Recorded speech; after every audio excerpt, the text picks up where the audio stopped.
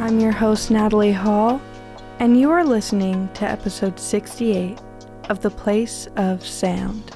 The Place of Sound is a show that explores the theme of space, or social geography, using sound and listening. In this episode, you will hear 2 audio essays produced in Comms 5102, Sound Studies, a grad-level course taught by Vincent Andrisani. The first audio essay we'll be listening to was produced by Anson Hunt. Hunt holds a BA in Media Information and Technoculture and Political Science, and an MA in Media Studies from Western University. He is currently doing his PhD at Carleton University. At the doctoral level, his research interests revolve around critical perspectives of alternative food systems and the potential roles of chefs and restaurants in the production and reception of food information. And today, Hunt will be telling us a little bit more about food and kitchens. His audio essay asks the question, what is the difference in the sound of a home chef's kitchen versus a professional chef's kitchen? Here's Hunt's piece.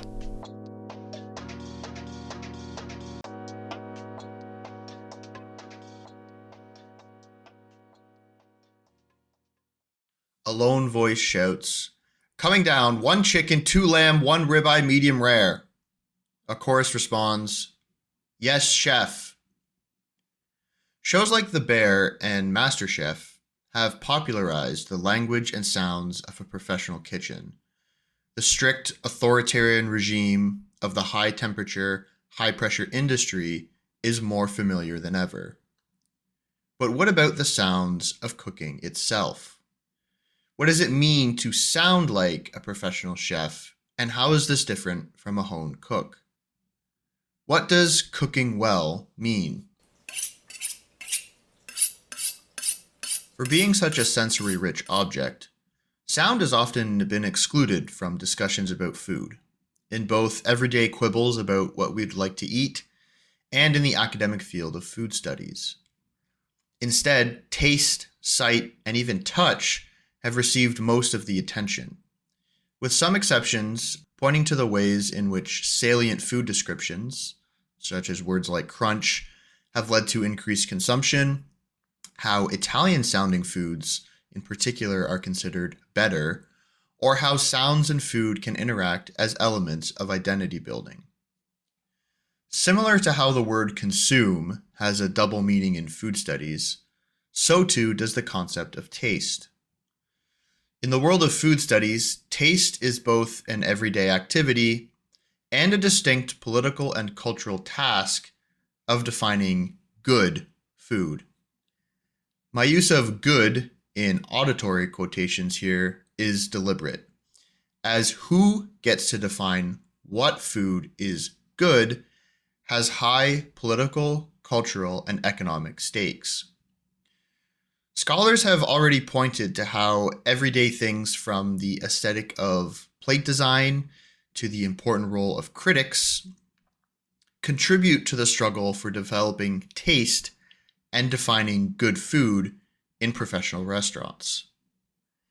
In addition, much work on restaurants and professional cooking in particular has been influenced by a Bourdieuian perspective that firmly places the struggle to define good food as a struggle for the accumulation and expenditure of capital.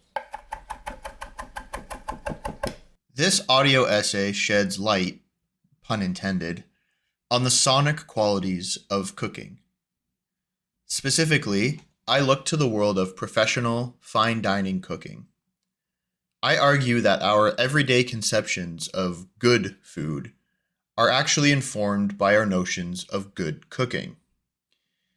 In the world of fine dining, this has been understood and assumed as a uniquely French cooking, a cuisine whose techniques have particular sounds and rhythms that reinforce the dominance of the French culinary tradition.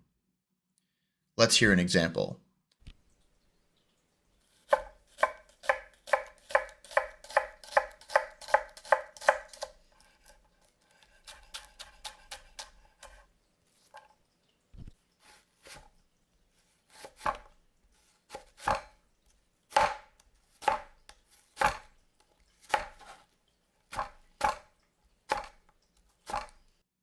Firstly, I want to point out that I was cooking in a home kitchen.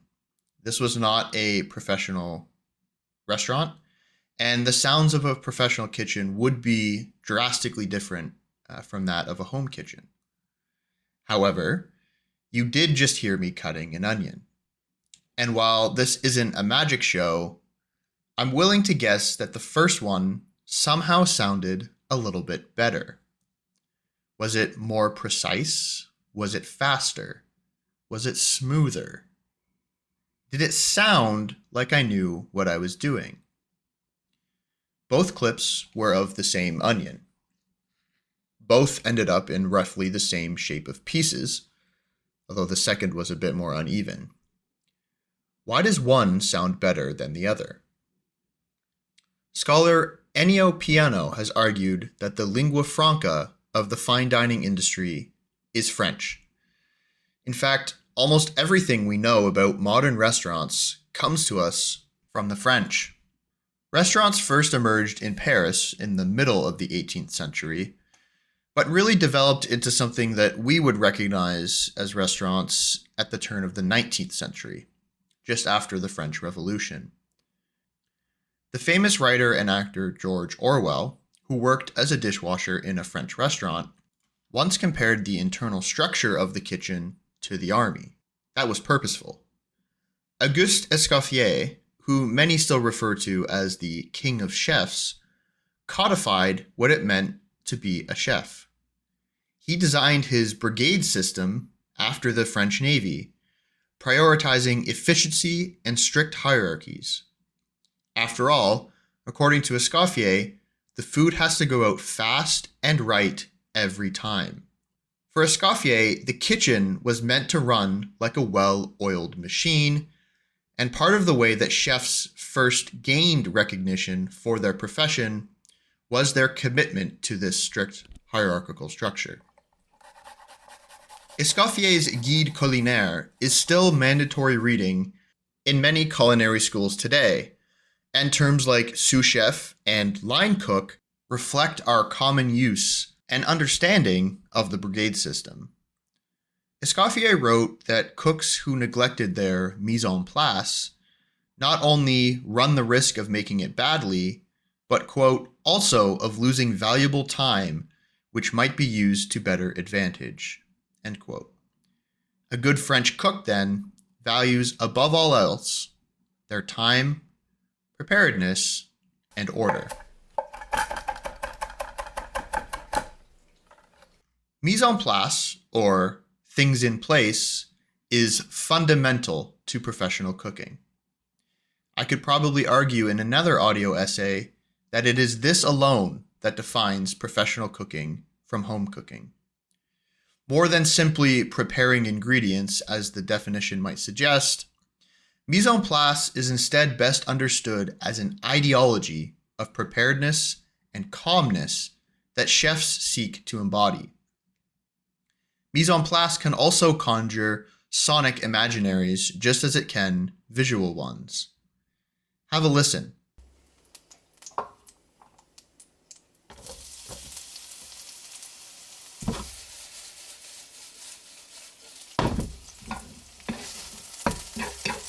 This is me cooking an omelet when I realized that I had forgotten an ingredient.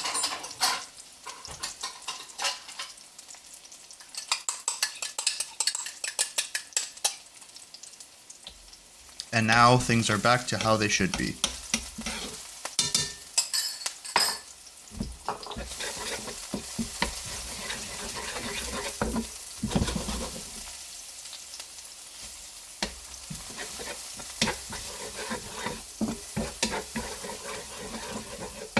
Here I'm using a classic French figure-8 technique for the omelet.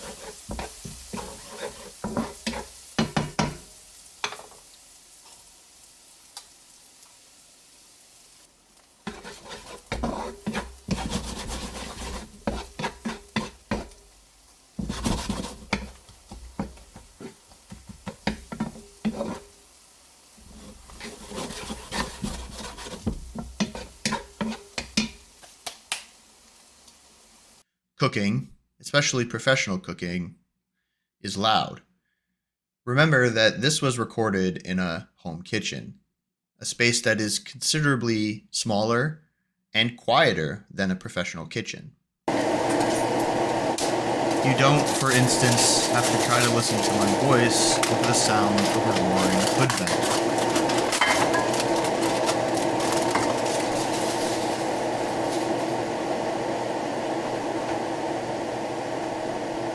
Nevertheless, pots bang, spoons scrape.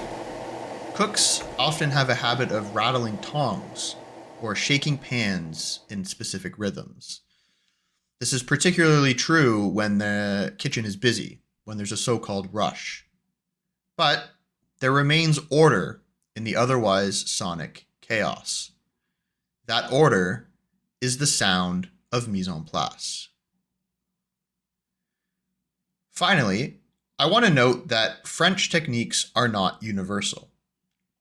There are dozens of cuisines with distinct techniques and soundscapes.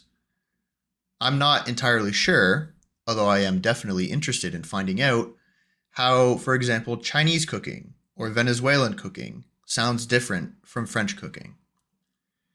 My point here then is not to suggest universality, but to draw attention to things that become defaults.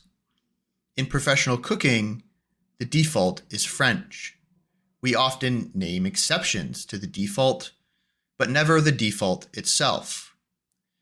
There is no natural way of cooking, just as there is no natural sound, and all cooking techniques are the result of cultural and political contexts and the outcomes of struggles.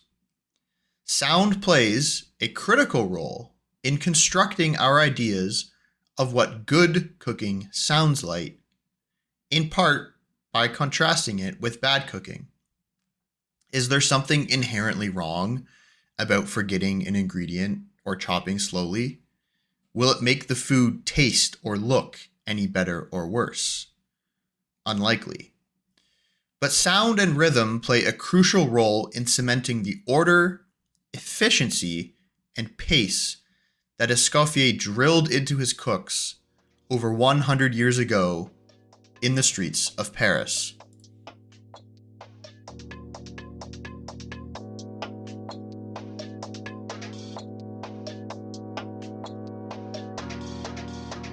Thank you so much, Anson. I found it very interesting to hear about the way that a kitchen can be both a loud and calm environment simultaneously. Those two ideas seem kind of oxymoronic, especially as a home chef, because when I'm cooking, I know that the louder I get, the worse things are going. So it was really interesting to hear that perspective. The next essay we'll be listening to was produced by Farah Ormelet. Ormelet is an MA student in the communication program at Carleton University. She grew up in Montreal, Quebec, and considers herself to be a culturally hybrid creature. Her research interests are centered around the Canadian stand-up comedy industry and its relationship to social media and streaming platforms. Her piece explores the career of Jackie Mums Mabley, a Black woman comedian who rose to popularity in the 1960s in the United States. This piece features live recordings of Mum's sets and explores her comedy as a form of resistance. Here is that essay.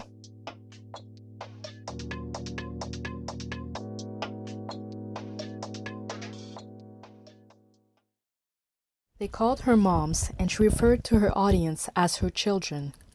Jackie Mums Mabley was a trailblazing comic, singer, and actress whose career spanned from the early 1900s to the 1970s.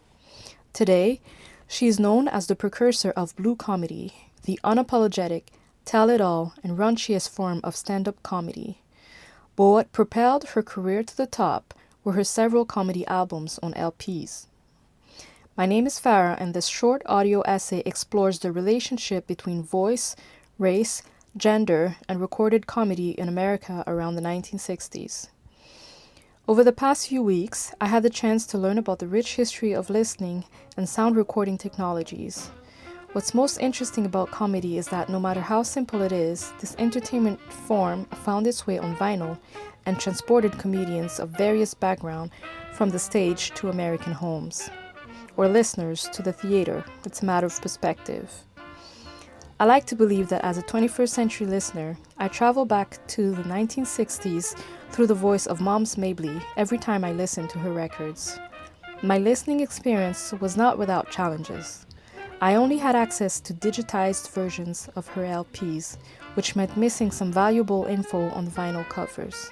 Sometimes her toothless speech would be hard for me to understand, or her use of outdated idioms would take me to the dictionary. But my ear discovered that the Moms Mabley persona was made of the most authentic sonic features of blackness, motherhood, and age. Yet all these elements combined contributed to making her the most unique female black comedian to speak of difficult topics in the US. Let's dive in. Jackie Moms Mabley was born Loretta Mary Aiken in Brevard, North Carolina in 1894. As a young teen, she had to flee her home for safety. Being a young survivor of rape and 2 unwanted pregnancies that resulted in adoptions, Mabley was encouraged by her grandmother to go to Cleveland, Ohio, and fend for herself. So at 14, she joined the Chitlin Circuit, a black vaudeville group of performers that traveled and performed in black-owned venues across the U.S. Now, how did she go from Loretta Mary Aiken to Jackie Moms Mabley? The Jackie Mabley part was borrowed from an old boyfriend named Jack Mabley. She used this name as a stage name and kept it. The Moms part, however, came from other entertainers she worked with. Mabley was one of the kindest and most nurturing artists behind the scenes, and her presence was felt so fondly that the nickname became part of her act. One of the earliest recorded performances of the character on stage took place in 1948 when Mabley was 54. And tell him that number where it tells you about something else that Mom don't have played. Go on, Luther, play it for him.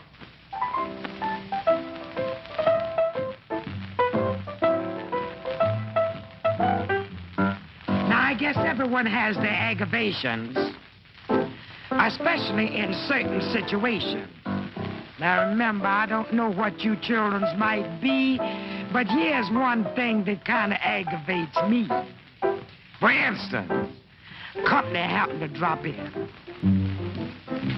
Especially if they've been drinking too much gin. I say, now listen, if you're my friend, don't sit on my bed. Oh, now don't get... That was Moms Mabley performing Don't Sit on My Bed on stage with her pianist, Luther. Her voice is still vigorous, crispy clear, and unwavering. Everything in her tones tells you that Mabley is a force to be reckoned with. But at this stage, she is still miles away from the moms that people remember. By 1948, the time of the recording, performing a black mother or a mammy was far from new in theater. Indeed, since the late 19th century, the tradition of minstrelsy was a common form of live and recorded entertainment in the U.S.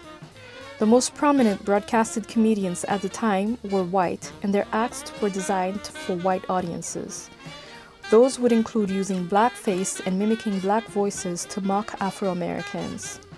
Some of the most common harmful stereotypes pervaded radio shows and early TV shows, being executed on air regularly. As theorized by Jennifer Stover in 2016, black voices were codified to mean slow, simple-minded, uneducated, and uncivilized, as opposed to white voices being associated with being fast, educated, sharp, and clever. To whites, perceived sounds of blackness were ones they could leverage to cement their white privilege and develop racist forms of entertainment. Also at the time, Mabley, like many of her contemporary artists, would reappropriate common stereotypes of minstrelsy and transform these characters for black audiences. For instance, she used the mammy figure as a recurring trope to introduce Americans to alternative, self-conscious, and radically different forms of black maternity and womanhood than that of white speculative imagination. Her voice, Her speech and her storytelling techniques would shape what we know to be the Moms Mabley character. Over the years, Jackie Moms Mabley continued to craft Moms, a character based on her very own grandmother. And though she was convincing to her audience, Jackie Mabley was never a mother herself nor a wife as she claims in her stories. However, on stage, she could easily fool you. The comedian would spare no old husband or boyfriend with her wit and sharp punchlines, nor foolish children she encountered. What does remain authentic to her as a black comedian throughout is her speech, her African American English dialect, her voice, and signs of aging. Here's a clip of one of Moms Mabley's first recorded albums, I Got Something to Tell You, recorded live at the State Theater in Philadelphia in 1963. Things ain't like they used to be, like a lot of old men say, well, times ain't like they used to be. I say, I'm damn glad of it. Who wants times like they used to be? They've been teaching the children and giving the children a bunch of lies and Mother Goose rhymes and different things for years. Mom wrote her Mother Goose book, and I want you to buy it. And if you don't want your children to know the truth about life, don't send them to the theater to see Mom, because I'm going to tell them the truth, yeah? You teach them that Mother Hubbard went to the cupboard to get a dog a bone. I say that Mother Hubbard had her gin in the cupboard. You tell them Jack and Jill went up the hill after some water. I tell them the water don't run uphill.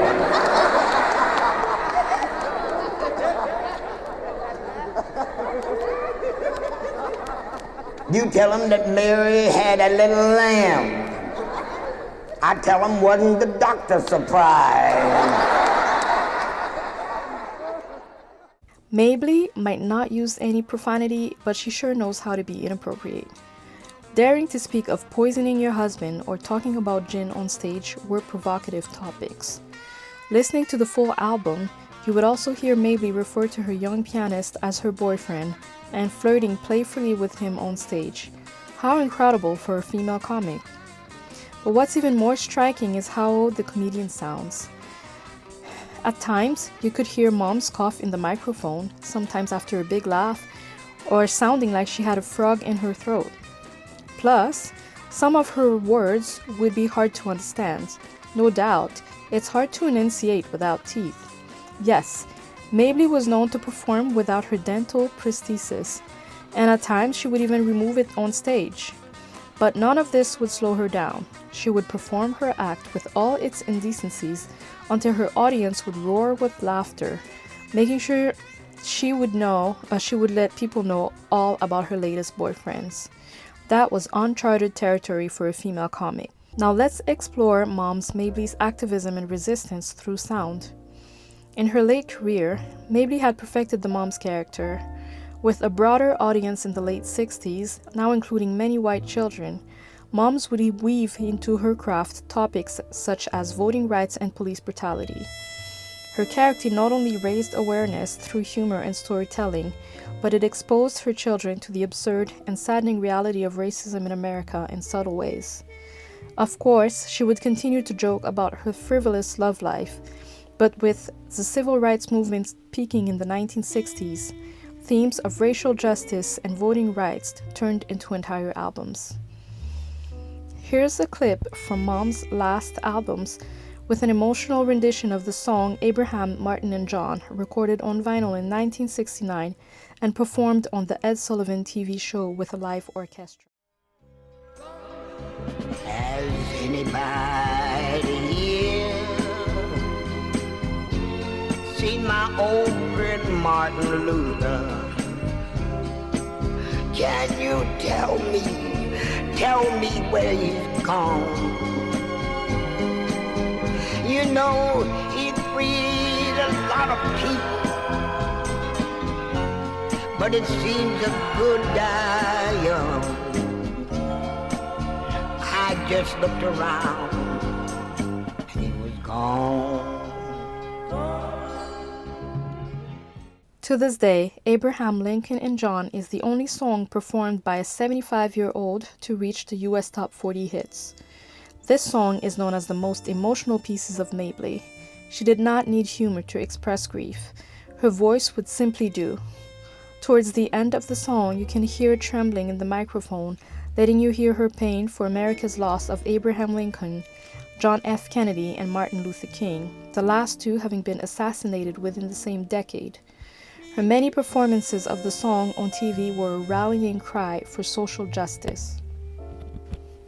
In her tribute documentary on the comedian's life released in 2013, Whoopi Goldberg said, beginning quote, "Several people covered the song, but there was something about moms, and maybe it's because you think of her as a mom, crying for her nation and her children," end quote.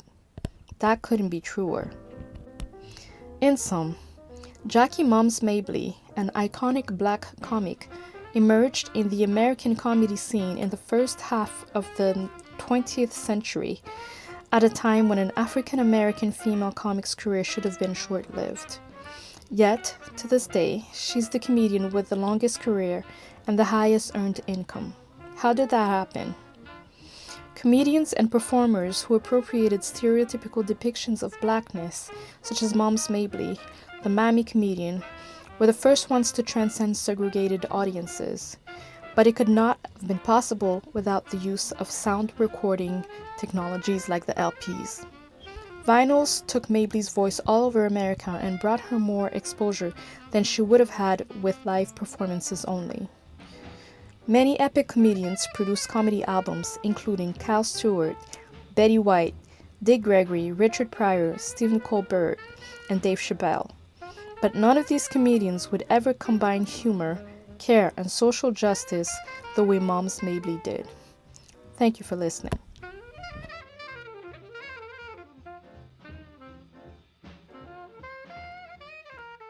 Thank you, Farah. It was a really interesting piece to listen to because the sound of the recording, the speech, even the jokes are all very emblematic of a different time period, and it was really cool to listen to. So once again, thank you.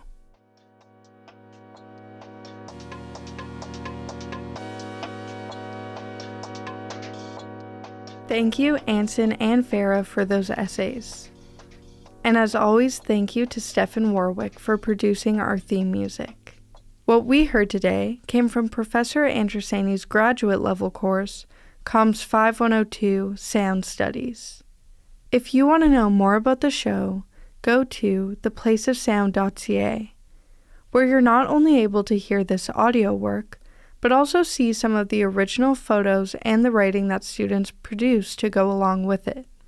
The Place of Sound is now accepting audio submissions for the show. To learn more, visit our Instagram at The Place of Sound. The link to the submission form can be found in our bio. But in the meantime, keep your ear out for upcoming episodes of the show, which air on CKCU Radio every other Monday at 6:30 p.m. and are available wherever you get your podcasts. Until next time, thanks for tuning into The Place of Sound, and happy listening.